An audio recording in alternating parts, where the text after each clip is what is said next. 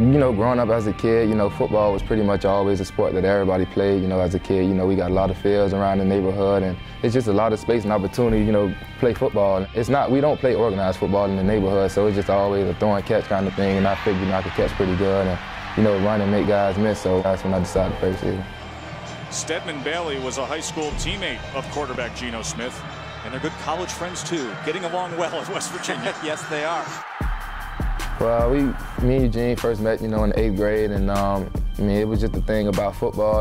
Everybody used to always sit around in the morning and talk about, the little league things that we had going on, big games of the weeks, and little things like that. And for the most part, we just knew of each other as being, some good players around the little league world, and we clicked automatically right away. My first year, I had like 1,000 yards, kind of.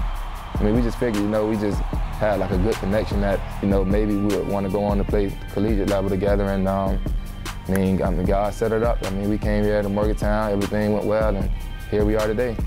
Stedman Bailey was redshirted his freshman year, but was immediately productive when he saw the field last season, scoring 4 touchdowns. Since then, he's only become better. Last year, I was a freshman, and I would, probably look at like some of the scouting reports and see that, I'm about to go up against a senior.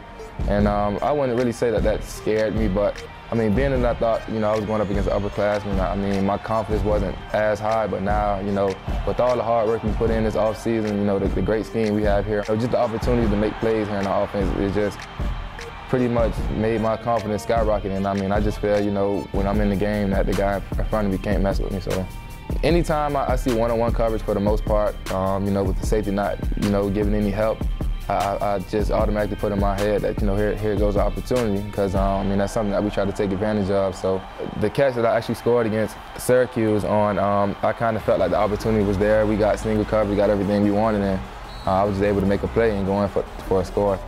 At Miramar, we used to call ourselves the Yak Boys, which is yards after the catch, and that's something that's pretty big. Making the catch is one thing, and that's something that I always do first, catch the ball first, but after the yards after the catch is something that's pretty big, because you could turn a 2-yard catch into an 84-yard touchdown, something like that. So I think that's a very important part of the game, catching the ball and making the guy miss.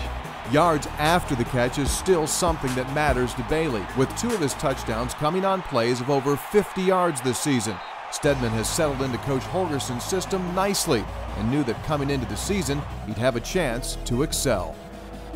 I knew, from all the past places he's been that, he's done some pretty tremendous things, with the offense, and, had a lot of quarterbacks and receivers, put up some pretty big numbers. And I actually did, check out, who was the leading receiver there, and found out that it was Justin Blackman.